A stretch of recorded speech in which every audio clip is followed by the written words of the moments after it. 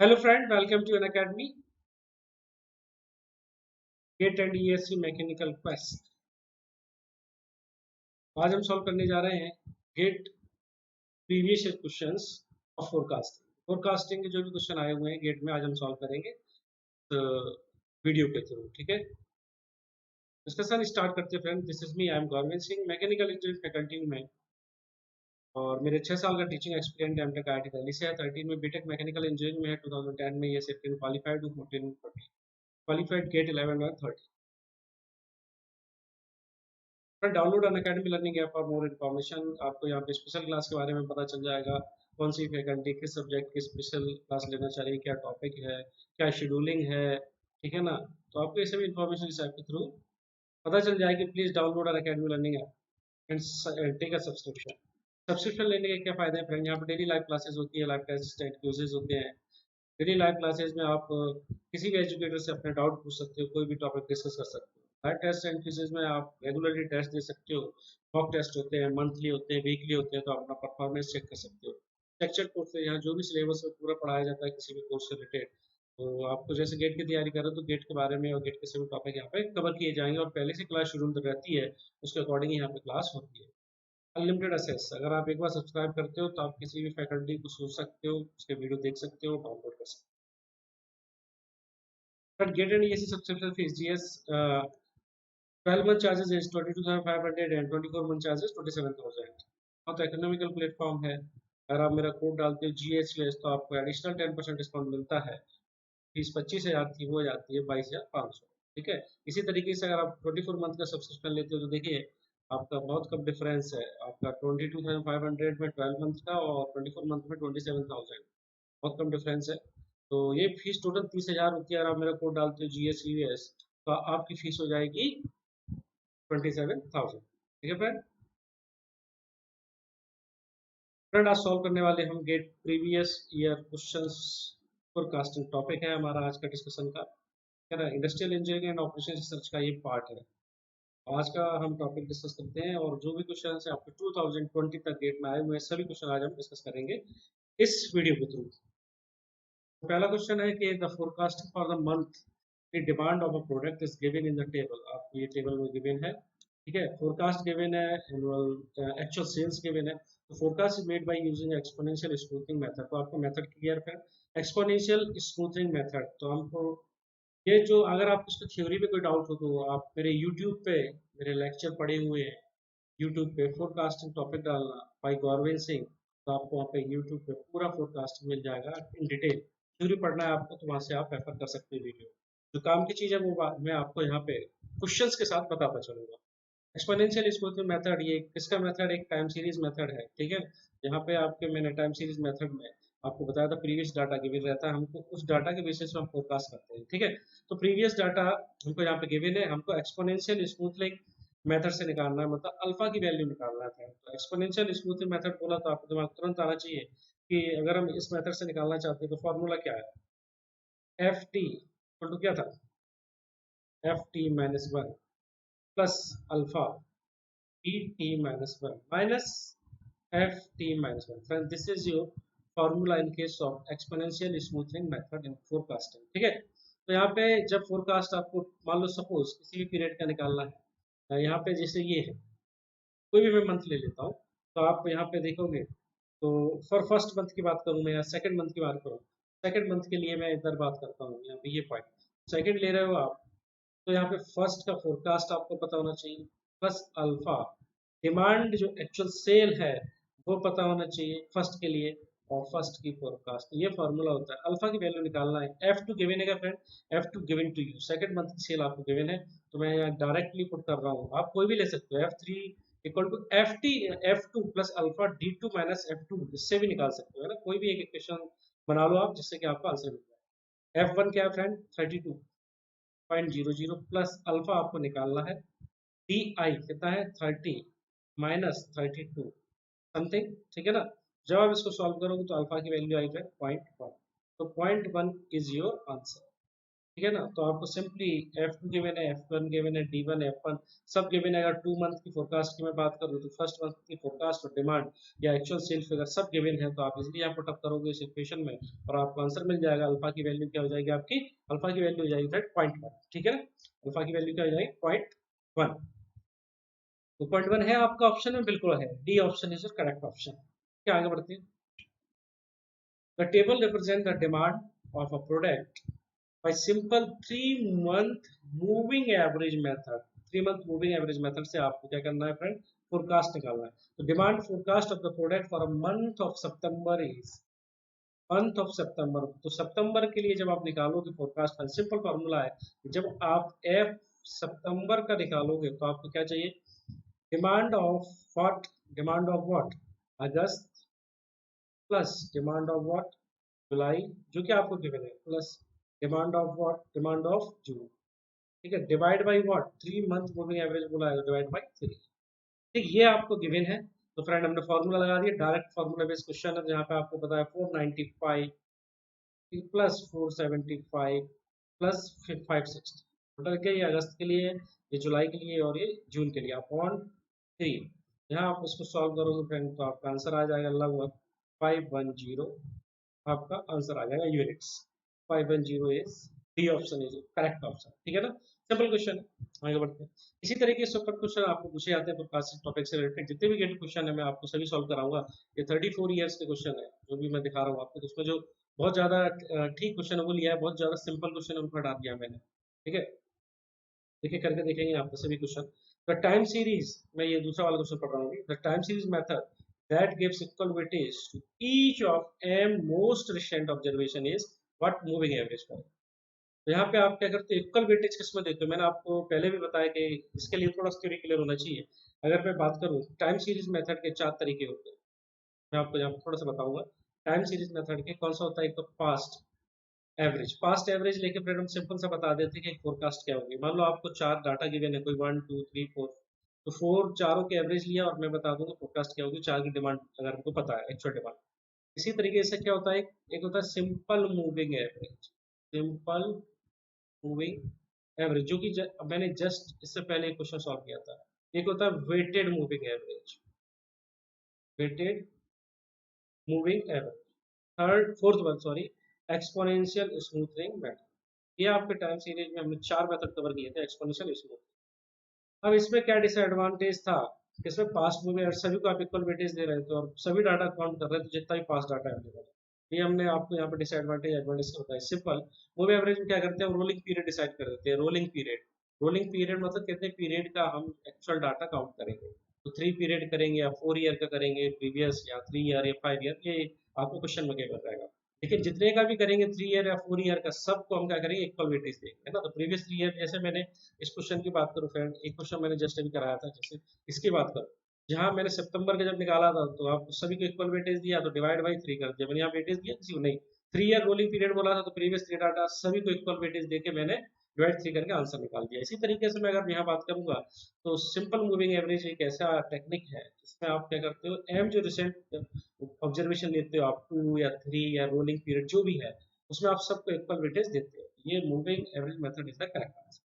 Exponential smooth में आप क्या करते हो फ्रेंड कि आप वेटेज जो रिसेंट डाटा उसको हाईएस्ट वेटेज देते हो और इसका वेटेज आपका एक्सपोनेंशियली डिक्रीज होता चला जाता है। वेटेड में आप जो रिसेंट है उसको सबसे ज्यादा वेट दे, इसके बाद जो नेक्स्ट है उसको कम, फिर और कम, इस तरीके से। ये आपका टेक्निक आपको मेरे ख्याल समझ में आई होगी। यहाँ आगे बढ़ते हैं, दूसरा क्वेश्चन पढ़ते हैं हम। The demand for a two-wheeler was 900 unit and 1030 units in April 2015 and May 2015 respectively. The forecast for the month of April 2015 was 850 units.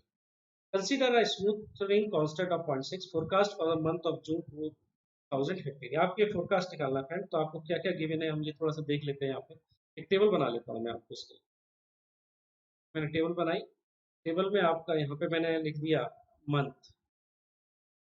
क्या गिवन है यहाँ से क्लियर हो जाएगा। एक मंथ हो गया, यहाँ पे आपको मैंने लिख दी डिमांड, डिमांड यहाँ पे मैंने लिख दिया फोरकास्ट। ये 3 कॉलम हो गए। तो यहाँ पे मंथ में आपका अप्रैल गिवन है, ठीक है, दूसरा मई गिवन है, तीसरा क्या जून। ठीक है ना, यही चीज है आपको जो गिवन है। जून 2050 के लिए आपको फोरकास्ट पूछा है, ये फोरकास्ट पूछा है हमको, तो आपको क्या क्या गिवन है यहाँ पे ये लिख भी देते हैं साथ। अप्रैल के लिए हमको क्या डिमांड भी गिवन है फ्रेंड कितनी 900, और फोरकास्ट भी गिवन है कितनी गिवन है फ्रेंड 850, ये हमको गिवन है। मई के लिए बात करूँ तो मई के लिए हमको केवल डिमांड गिवन है, फोरकास्ट हमको नहीं पता। ठीक, इसके बाद जून में हमको कुछ नहीं पता, तो हमको क्या करना है, जून का फोरकास्ट निकालना है। देखिए क्वेश्चन में आपको पूछा है for the month of June, जून की फोरकास्ट अगर हम जब भी निकालेंगे तो एफ, मान लो जून की बात मैं कर रहा हूँ, एफ फोरकास्ट हमको किसकी पता होना चाहिए, मई की, प्लस अल्फा डी मई माइनस एफ मई, यही होना चाहिए ना friend. This is the formula. यहाँ पे आपको क्या क्या पता है, डिमांड मई की पता है, बिल्कुल पता है। अब फोरकास्ट मई की अगर हमको आ जाएगी तो हम फोरकास्ट फॉर जून निकाल सकते हैं यहाँ पे इजिली। ठीक है, तो फोरकास्ट ऑफ मई हम निकालते हैं पहले। तो फोरकास्ट ऑफ मई की अगर बात करूँ तो फोरकास्ट ऑफ मई के लिए हमको forecast of April plus alpha demand of April minus forecast of April, इस तरीके से लिख सकते हैं। यहाँ क्या ये दोनों डाटा गिवन है, अल्फा गिवन है, बिल्कुल सभी चीज गिवन है यहाँ पे। एफ फोरकास्ट आपको गिवन है 850, प्लस अल्फा की वैल्यू 0.6 कांस्टेंट गिवन है आपको हमेशा, 900 माइनस 850, ये आपका जब आप इसको सॉल्व करोगे तो यहाँ मई की जो फोरकास्ट निकलेगी friend, it will be equal to 880। ठीक, यहाँ पे डी मई और एफ मई अब पता चल गया हमको, तो आप यहाँ से एफ जून निकाल सकते हो, फोरकास्ट फॉर अ जून। तो यहाँ पे आपने रख दिया 880 प्लस अल्फा 0.6, डी मई 1030 माइनस 880। जब आप इसको सॉल्व करोगे फ्रेंड तो आपका फाइनल आंसर आ जाएगा। फाइनल आंसर मैं ऊपर लिख रहा हूँ, क्या आएगा, लगभग 970। This is your final answer. ठीक, इस तरीके से अप्रोच करेंगे क्वेश्चन को। ठीक, तो आगे बढ़ते हैं इसमें। For a canteen, the actual demand for disposable cup was 500 unit in January, 600 unit in February. ठीक है, the forecast for the month of January was 400 unit. The forecast for the month of March, considering smoothing constant, is 0.7. Similar to the previous one, जैसा आपने पहले question किया था उसी का जैसा एकदम सिमिलर क्वेश्चन है। तो फ्रेंड इसमें हमको ज़्यादा परेशान होने की जरूरत नहीं है। अगर आपको पहला क्वेश्चन इससे पहले वाला समझ में आएगा तो ये आप इजीली अप्रोच कर सकते हो। ठीक है ना, तो यहाँ हम इसको सॉल्व करते हैं एक एक करके। इस तरीके से आपको सॉल्व करना है। तो आपको यहाँ पे देख लेते हैं अपन, actual demand for disposal cup was 500 unit in January. जनवरी की आपको एक्चुअल डिमांड गिवन है। ठीक है, तो जनवरी की आपको actual demand D J given है, कितनी, जनवरी के लिए 500 यूनिट। 600 यूनिट फरवरी, तो डी फरवरी आपको गिवन है, कितना गिवन है, 600। ठीक है, तो यहाँ पे मैं जो भी गिवन है क्वांटिटी में लिखता जा रहा हूँ। इसके बाद the forecast for month of January, तो forecast for the month of January F J given है 400 यूनिट।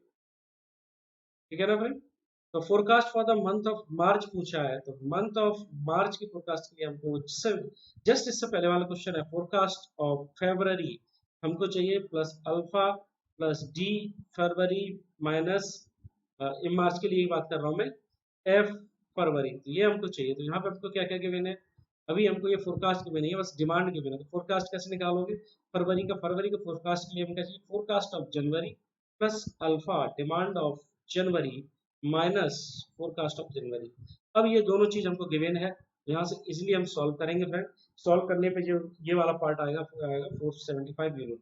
इसको मैं ज्यादा डिटेल में इसलिए बता रहा, इस जैसा क्वेश्चन सेम मैं बता चुका हूँ, आपको ज्यादा परेशान होने की जरूरत नहीं है इस क्वेश्चन में। फोरकास्ट फॉर मार्च बात करेंगे तो 475 प्लस अल्फा की वैल्यू 0.75 प्लस 700 या सॉरी 600 के में 600 माइनस 475। यहाँ जब आप इसको कैलकुलेट करोगे तो आंसर आएगा 569 यूनिट के समथिंग। यहाँ पर आंसर हो जाएगा 569 यूनिट। ठीक, आगे बढ़ते हैं। Actual sales for a product in different months of a particular year are given in below.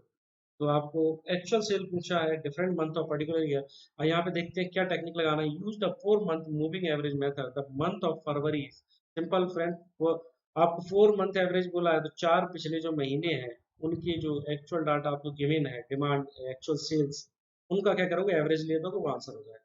Simple question है, इस तरीके का हम क्वेश्चन कर चुके हैं। 190 plus 240 divide by what, 4 year बोला है तो डिवाइड बाई 4।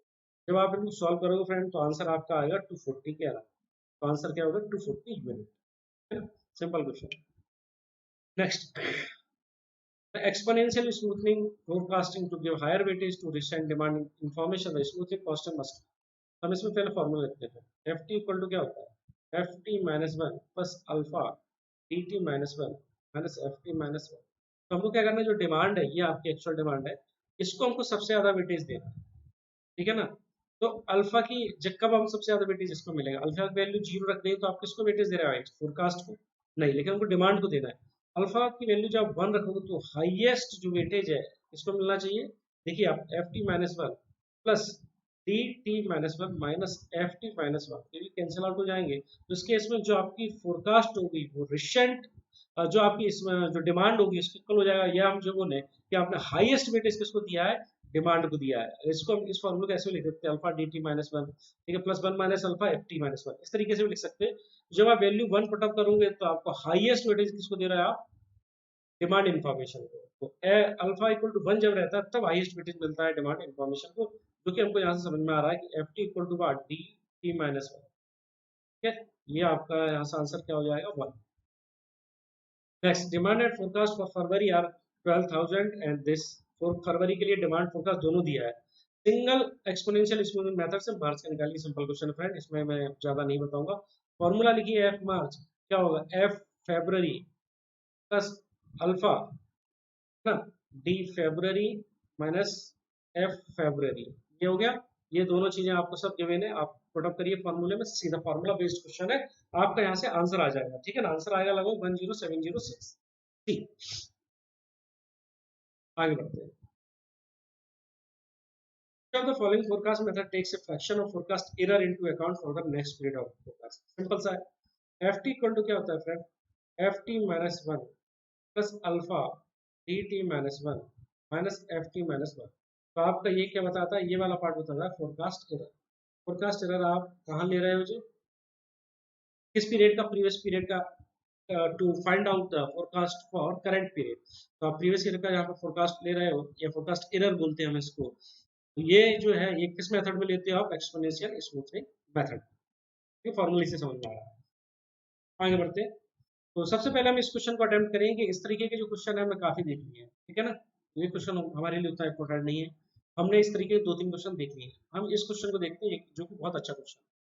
इस क्वेश्चन को थोड़ा सा ध्यान से पढ़िए पहले, तब आप आंसर देने में थोड़ा कंफर्टेबल होगे। The sale of product during the last 4 year, जो लास्ट 4 ईयर की जो सेल है वो इतनी है, 860, 880, 870, 890। The forecast for the fourth year was this, fourth year का फोरकास्ट आपको जो मिला है, ठीक है ना।